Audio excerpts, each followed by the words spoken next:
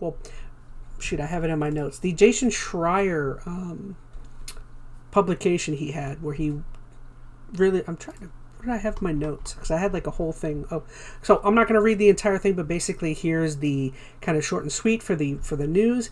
Basically, he found that the development team of what is it? It was Arkane Austin, which is a development studio within Bethesda. But it kind of turns out they were kind of aware of all of the developmental problems with the game, pretty much throughout the entire production of it. There was a whole wide range of problems. There was unclear direction from leadership.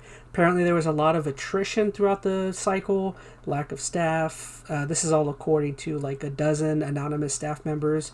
Bethesda, of course, declined to comment. Let's see. Development began in 2018. ZeniMax, the parent company at the time, was looking to be purchased.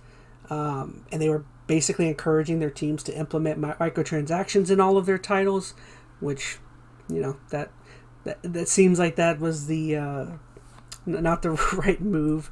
But basically, they were just the reason why they were kind of pushed to do that with Redfall was basically because of how much of a commercial failure the game Prey was, even though that game, like critic-wise, was like, kind of beloved. Like there were a lot of, I like Prey a lot. There were a lot of people that critics wise were talked up that game, and apparently though due to its commercial failure, I guess that's similar to like Guardians of the Galaxy is an example of that. Wasn't that game like?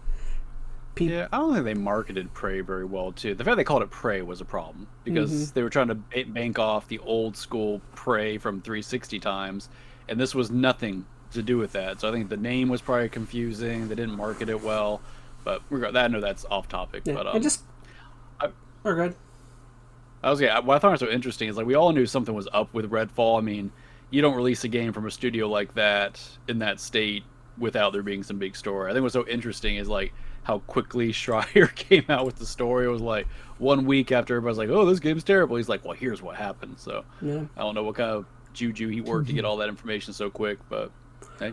Well, basically, what we thought happened is what happened. Apparently, because a lot of the development team, and this also is the reason for the attrition and why there was so much turnover. I think they said something like 70% of the people that worked on Prey were not around through the entire cycle of the development of Redfall, and it's what you thought. A lot of the people were just like, why are we this beloved single-player oriented studio and we're working on a multiplayer game that we have no experience on?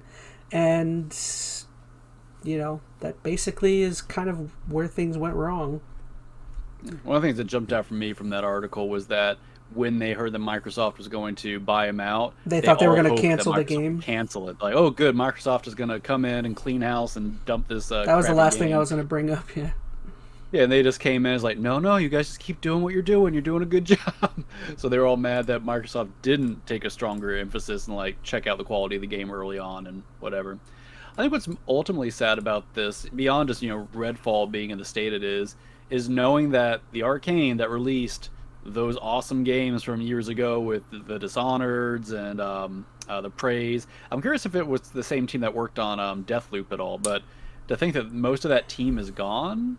I think it's the same team because I think they did Redfall and Deathloop, and then it was a different part of Arkane that did the Dishonored titles and Prey. I could be wrong, but I know the team that did do Redfall only had one other commercial success, essentially. So wait, you're saying the team that did Redfall was not the same team that did Prey? Let me look it up. This is like a... I wouldn't have to dig that deep into it. I mean, the fact that it sounds like is that team in general just lost a lot of talent. Whether it was this team in particular that was working on Deathloop and Prey or what have you, but I don't know. It's just a shame because Arkane was always such a kind of pillar when it comes to those kind of Arkane Austin made. Actually, I was wrong. They made Dishonored 2, and Prey. So yeah. Yeah, so that really hurts. I mean, to think about that team that made those games, regardless how you feel about them critically, that team's not a team anymore. I mean, I'm sure that talent is being soaked up into other companies somewhere. I'm sure they'll benefit some other future projects, but they did some cool stuff when they were together, so I don't know. That's a loss for Microsoft because people used to look at Arcane as kind of another feather in their hat that they have acquired when they got, Bethesda.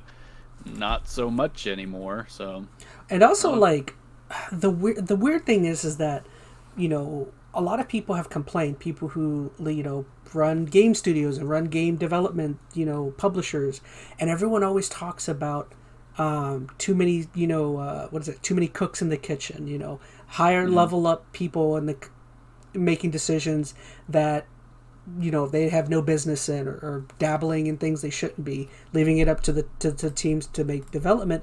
And the problem with Redfall is that didn't happen here. Like Xbox and Phil Spencer were like, they actually went the opposite route. They actually were too hands-off-ish, and they did like next to no checking up on this game whatsoever. They were being giving too much freedom, and it's like, I'm sure Phil Spencer has to.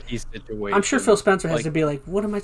I give you guys this much wiggle room, and this is what happens." Yeah, it's a darned if you do, darned if you don't kind of thing, right? Like, it could have gone either way, right? It could have been a situation where he could have gotten very handsy with the whole process, messed up something, it got worse. So I mean, and then they would have lambasted Phil Spencer for getting overly involved. So. I mean, this is just, qualities of good management. Like, they should know when they should step in and when they shouldn't. The fact that they didn't have any oversight to be like, ooh, the quality isn't good. Like, that's not even like going in and saying, you should make the game a certain way. It's going in and making sure that you should actually be making a good game. So, I mean, the fact that they weren't overseeing that much, I think, is more concerning. I don't know. It's a tricky thing. I think it's all just a shame, the fact that we kind of lost Arcane in the process here. A great thing to point at is look at what's happening with The Last of Us multiplayer stuff. Like, Sony actually brought in Bungie to actually take a look and say, hey, do you think this is going okay? And Bungie's like, nah, man, this ain't it. And it's like, maybe that would have fared well if somebody would have seen what was happening and was like, let's get somebody who knows about multiplayer games to take a look at this game. I don't know. Yeah. To be fair, though, I mean, who's saying Bungie's over there telling them that they're doing the right thing, canceling the game or reworking it? Like, it could go so many ways. We are just hearing, like, surface level. Like, I mean, Bungie is a fantastic studio, so I'm not really saying that Bungie is out there giving bad advice to another studio, but it could go either way, and it all is just going to be a result of what the end product is. And then we all get to go back with, 2020 hindsight, be like, oh, you shouldn't have done that, or you should have done this. But in the moment, it's really hard. I think my fear of, like, Sony, and this is kind of veering off, they have a very particular focus right now on live service, and that is a certain agenda that could, I think, mess them up. So that's them getting, I think, overly involved with their studios, to make certain studios go a certain direction that may not end up, panning out for them. Because that's probably what happened with this Last of Us multiplayer. Sony was like, hey, go make a live service game out of this big IP. I'm not so sure. I mean, I don't know, but did Naughty Dog really want to do that? So that could almost be like the initial Redfall situation where they were forced to do a game they didn't want to make. But anyways, I know we're tight on time, so that's all.